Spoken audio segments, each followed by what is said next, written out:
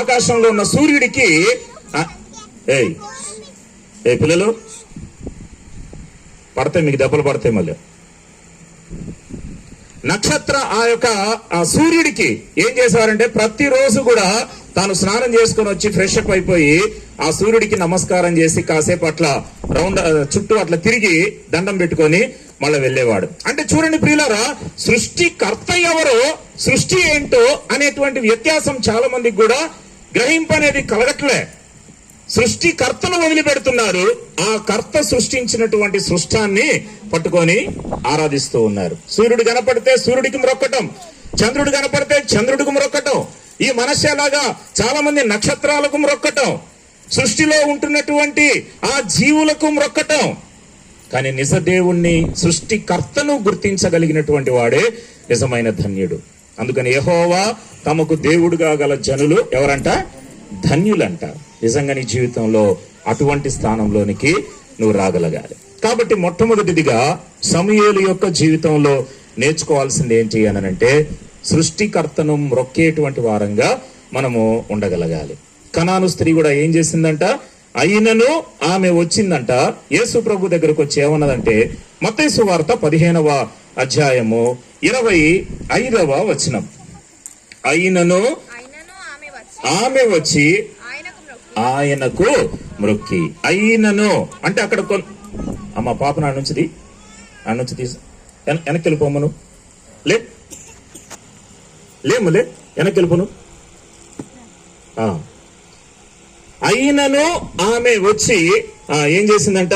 ఆయనకు మ్రొక్కి ప్రభువా నాకు సహాయము చేయుమని అడిగాను. అంటే అక్కడ నిజదేవుని గుర్తించింది. కనపడిన ప్రతి ఒక్కళ్ళకి మనం మొక్కం కదండి. ఆమె మ్రొక్కింది అనంటే ఏమని అన్నదంట? మ్రొక్కి ప్రభువా నాకు సహాయము చేయుమని అడిగిందంట. అంటే ఆయన ప్రభువు అని చెప్పి గుర్తించింది, ఆయన నిజదేవుడు అని చెప్పి గుర్తించి ఆయనకు మ్రొక్కింది. ప్రియులారా, ఆమె విశ్వాసాన్ని ప్రభు చూశాడు. అమ్మా నీ విశ్వాసము గొప్పది అని చెప్పి కొన్ని పరీక్షల అనంతరము దేవుడు ఆమెను ఘనపరిచినట్లుగా మనం చూస్తూ ఉన్నాం. కనుక మొట్టమొదటిదిగా సమూయేలు నుంచి మనం నేర్చుకోవాల్సింది ఏంటి అనంటే సృష్టికర్తను ఎరిగి సృష్టికర్తను మ్రొక్కవలసినటువంటి స్థానంలోనికి మనము రావాలి.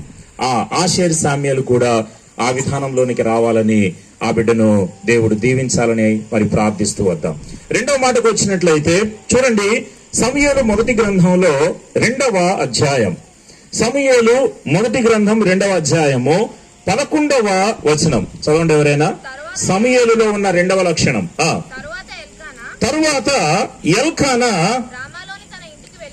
రామాలోని తన ఇంటికి వెళ్ళిపోయాను. అయితే ఆ బాలుడు యాజకుడైన ఏలీ ఎదుట యెహోవాకు చూసారా, ఆ బాలుడంట యాజకుడైన ఏలీ ఎదుట యెహోవాకు పరిచర్య చేయుచుండెను. రెండవ లక్షణం ఏంటో తెలుసా ప్రియులారా? సమూయేలు నేర్చుకున్నటువంటి చక్కటి ఆత్మీయ లక్షణం ఏంటి అనంటే ఏలీ ఎదుట యెహోవాకు ఏం చేస్తున్నాడు? పరిచర్య చేస్తున్నాడు. అక్కడ 2 విషయాలు మనం గమనించాలి. యెహోవాకు పరిచర్య చేస్తున్నాడు, మంచిదే. ఎవరి ఎదుట?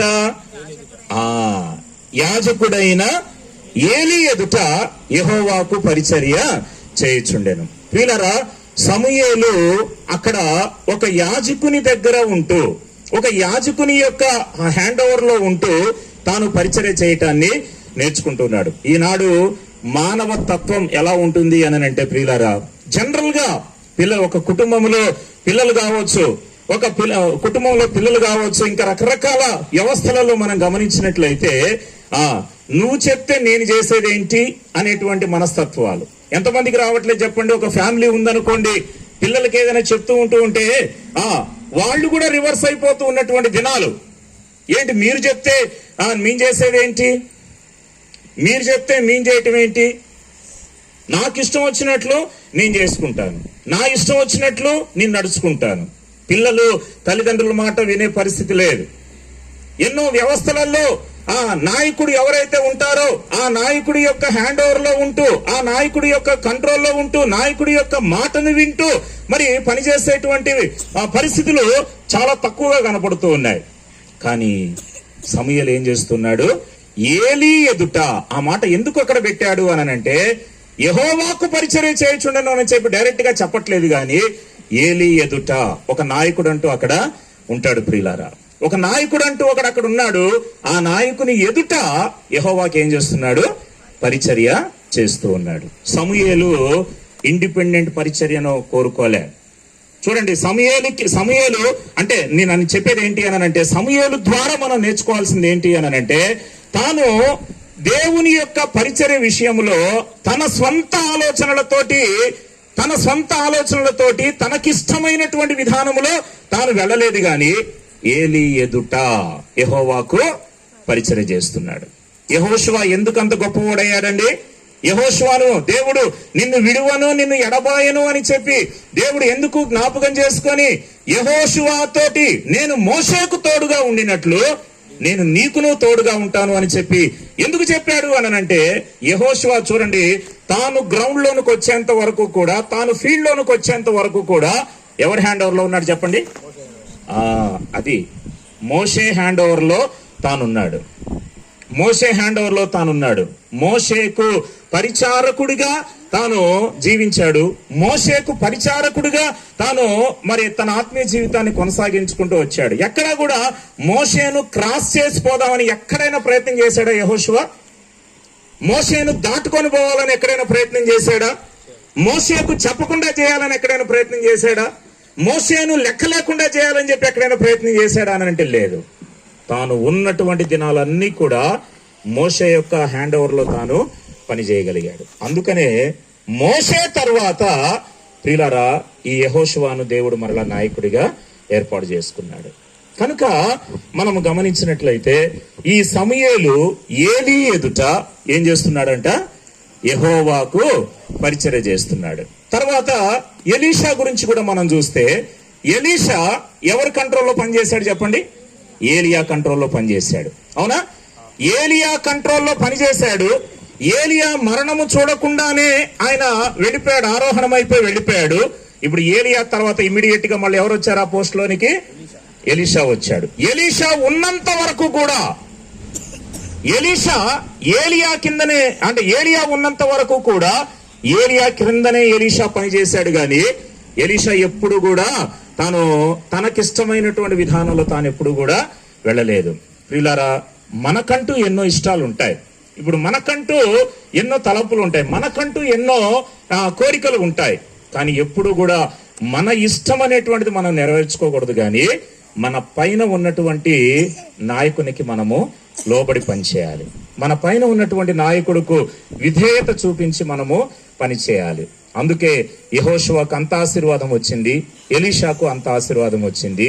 ఇప్పుడు సమూయేలు చూడండి ప్రియులారా, వాస్తవంగా ఏలీ ఎదుట యెహోవాకు పరిచర్య చేయుచున్నాడు.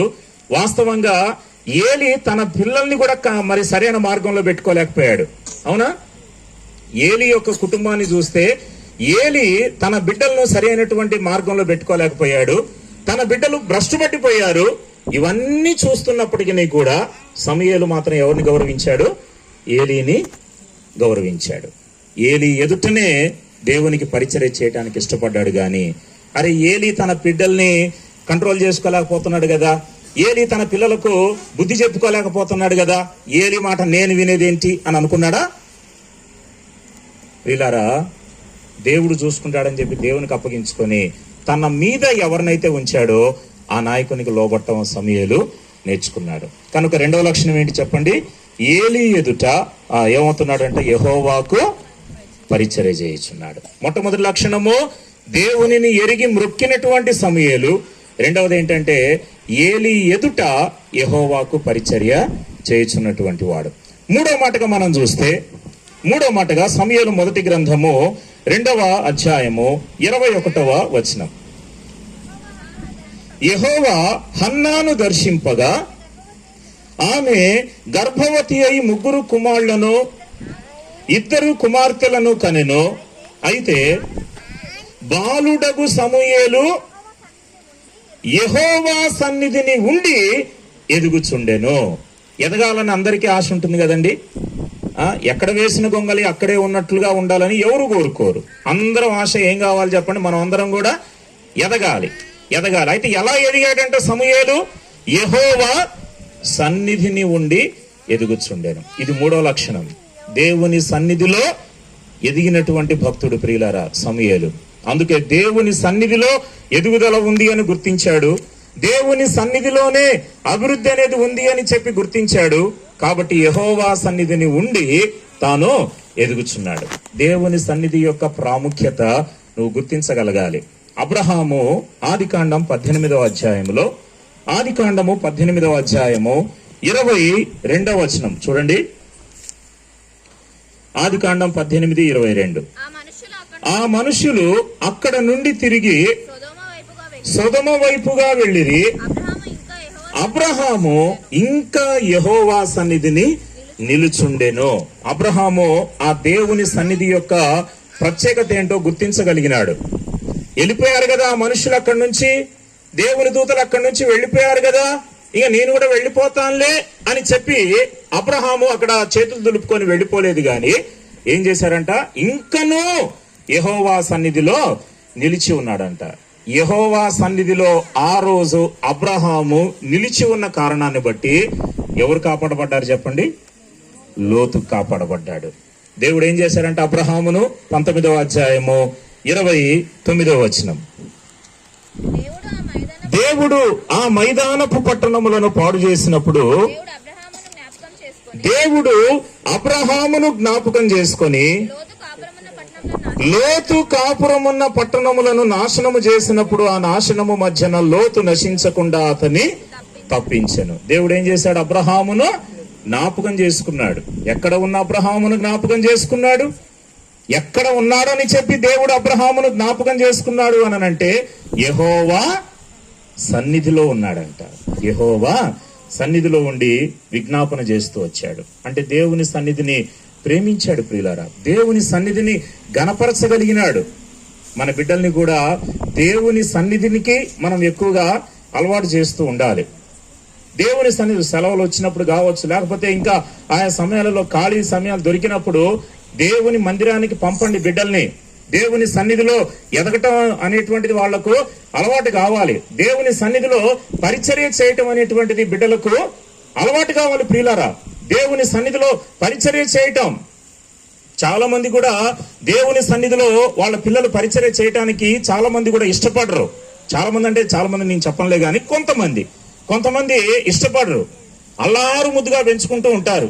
ఇంట్లో ఓకే, అల్లారు ముద్దుగా నా బంగారు కొండ అంటావో, నా వెండి కొండ అంటావో, ఏ కొండ అంటావో కానీ నీ ఇష్టం అది.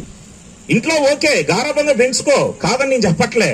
కానీ దేవుని మందిరంలో మాత్రము మన బిడ్డలకు పనులు చేయటం నేర్పించాలి ప్రియులారా.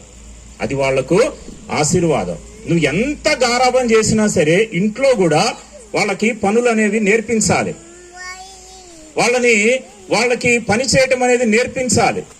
కనుక అబ్రహాము యెహోవా సన్నిధిని ఉండి అక్కడ నిలబడిన కారణాన్ని బట్టే తాను చేసిన విజ్ఞాపన దేవుడు జ్ఞాపకం చేసుకొని లోతు నశించకుండా దేవుడు అతన్ని తప్పించారంట. ఎందుకు యెహోవా సన్నిధిని అంతగా ఆయన నిలబడ్డాడు? యెహోవా సన్నిధిలో ఆ యొక్క మనుషులు అక్కడి నుంచి వెళ్ళిపోయినా సరే యెహోవా సన్నిధిలో ఇంకా ఉండాలని ఎందుకు ఆశించాడు అనంటే దేవుని సన్నిధి యొక్క గొప్పతనం ఏంటో తాను గుర్తించాడు. చూడండి ఏంటంటే దేవుని సన్నిధి గొప్పతనం. దినవృత్తాంతాల గ్రంథంలోనికి వస్తే మొదటి దినవృత్తాంతములు 16వ అధ్యాయము 27వ వచనం. మొదటి దినవృత్తాంతములు 16:27లో ఘనత ప్రభావములు ఆయన సన్నిధిని ఉన్నవి, బలమును సంతోషమును ఆయన యొద్ద ఉన్నవి. ఎందుకంటే చెప్పండి, దేవుని సన్నిధిలో ఎందుకు రావాలి? ఏముందంటే దేవుని సన్నిధిలో ఘనత ప్రభావం. ఇంకా కీర్తనకారుడు 16వ కీర్తనలోనికి వస్తే 16వ కీర్తన 11వ వచనములో దేవుని సన్నిధిలో ఏముందంట? జీవ మార్గం. 11వ వచనం, జీవ మార్గమును నీవు నాకు తెలియజేసేదవు, నీ సన్నిధిని సంపూర్ణ సంతోషము కలదు అని చెప్పని అంటున్నాడు. దేవుని సన్నిధిలో సంపూర్ణమైన సంతోషం ఉన్నది కాబట్టే దేవుని సన్నిధిలో మనము నిలబడాలి ప్రియులారా. అబ్రహాము నిలబడ్డాడు, లోతు కాపాడబడ్డాడు.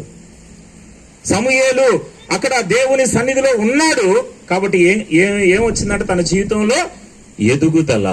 యెహోవా సన్నిధిని ఉండి ఏమయ్యాడంట సమూయేలు? ఎదుగుచుండెను. ప్రియులారా, మనకి ఎన్నో పనులు ఉంటాయి, ఎన్నో రెస్పాన్సిబిలిటీస్ ఉంటాయి, ఎన్నో బాధ్యతలు ఉంటాయి. కుటుంబ బాధ్యతలు, ఆఫీస్ బాధ్యతలు, పని బాధ్యతలు ఎన్ని ఉన్నప్పటికీ కూడా దేవుని సన్నిధికి ఇవ్వవలసినటువంటి సమయము నువ్వు ఖచ్చితంగా దేవుని సన్నిధికి ఇవ్వవలసిందే. దాన్ని గుర్తించు. దేవుని సన్నిధిలో సంపూర్ణ సంతోషం ఉంది. దేవుని సన్నిధిలో నువ్వు పొందేటువంటి ఆ సంతోషం ఇంకెక్కడ కూడా నువ్వు పొందలేవు.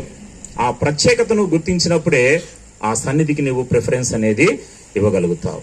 దేవుని సన్నిధిలోనికి వచ్చినప్పుడు, దేవుని యొక్క సన్నిధిలో నువ్వు కూర్చున్నప్పుడు, దేవుని సన్నిధిలో నిలబడ్డప్పుడు భయముతో, వణుకుతో దేవుని సన్నిధిలో నువ్వు ఆనందించగలగాలి. ఒక వ్యక్తి గురించి చూస్తే చూడండి, అపోస్తలుల కార్యముల గ్రంథం.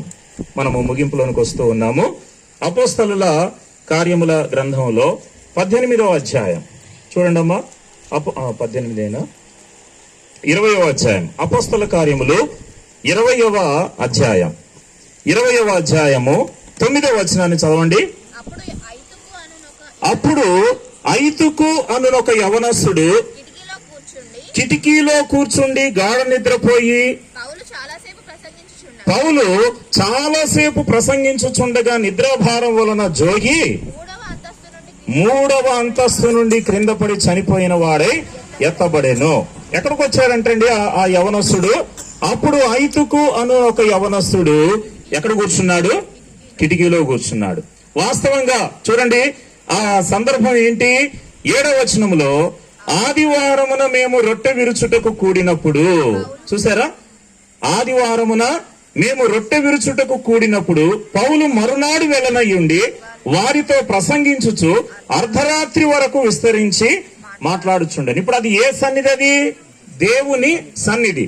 ఎక్కడైతే 2-3 నా నామమున కూడి ఉంటారో వారి మధ్యన నేనుంటాను అని చెప్పని అన్నాడు. అంటే ఆయన ఉన్నటువంటి స్థలము ఆయన సన్నిధి. ఆయన ఉన్న స్థలము దేవుని యొక్క సన్నిధి. ఇప్పుడు పౌలు మెసేజ్ అందిస్తూ ఉన్నాడంట. పౌలు మెసేజ్ అందిస్తూ ఉంటే అది దేవుని సన్నిధి అక్కడ ఉన్నప్పుడు ఈ ఐతుకి ఎక్కడ కూర్చున్నాడని చెప్పండి. చూసారండి, అంటే దేవుని సన్నిధి గురించినటువంటి నిర్లక్ష్యం, దేవుని సన్నిధి విషయంలో ఎంత నిర్లక్ష్యం. దేవుని సన్నిధిలోనికి మనం వచ్చినప్పుడు క్రింద కూర్చోవాలి, లేకపోతే కింద కూర్చోలేని వాళ్ళు కుర్చీలో కూర్చోవచ్చు, పొరపాటు ఏం లేదు. కింద కూర్చోవాలి, లేకపోతే కుర్చీలలో కూర్చోవాలి. కింద కూర్చోలేని వాళ్ళు కుర్చీలలో కూర్చోవాలి, ఓకే. అంతేగాని కిటికీలో కూర్చుంటారండి? కిటికీలో అంటే చూడండి, దేవుని సన్నిధి కొరకైనటువంటి ఆ ప్రత్యేకత ఏంటో తనకు అర్థం కావట్లే.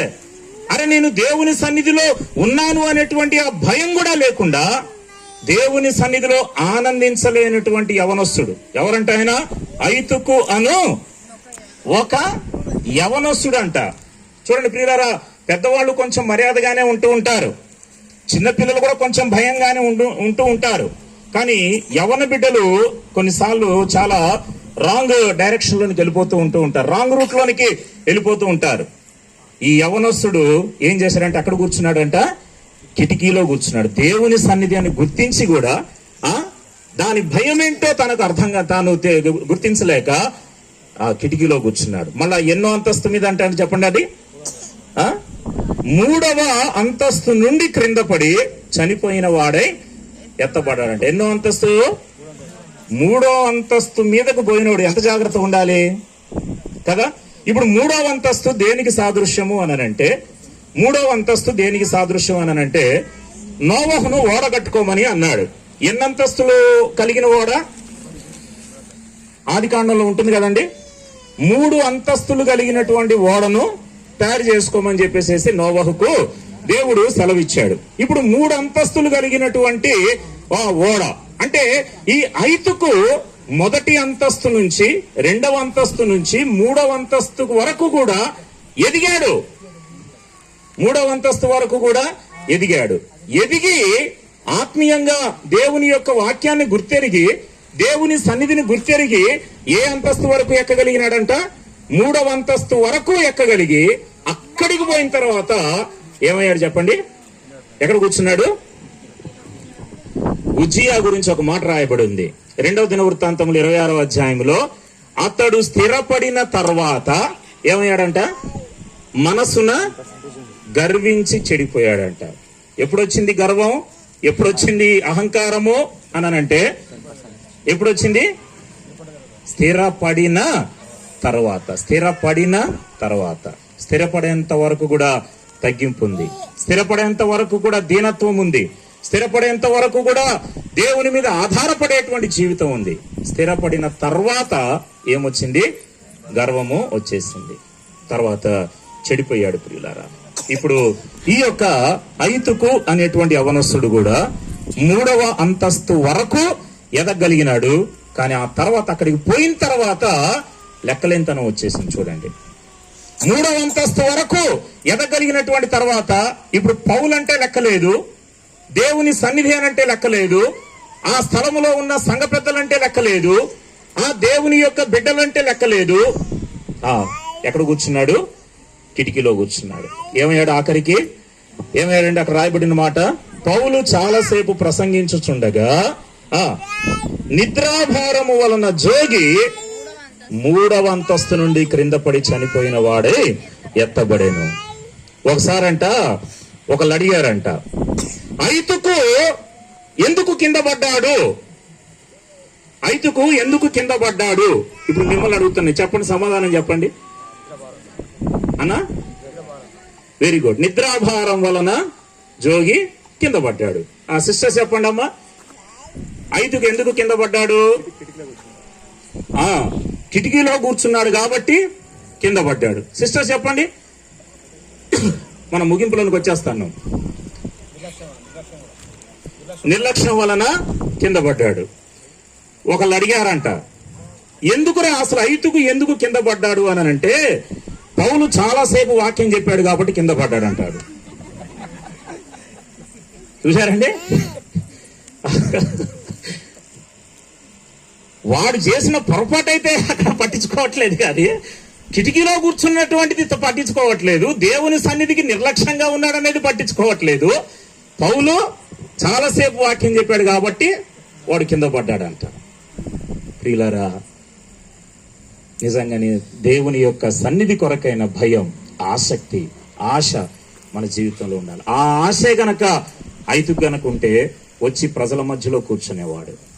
కనుక ఆ ఆశ లేని కారణాన, నిర్లక్ష్యం ఉన్న కారణాన కిటికీలో కూర్చుండి మళ్ళా కింద పడి చనిపోయిన వాడై ఎత్తబడ్డాడంట. సమూయేలు నుంచి మనం నేర్చుకోవాల్సింది ఏంటంటే, దేవుని సన్నిధిలో ఉండి మనం ఎదగాలి. ఆషేర్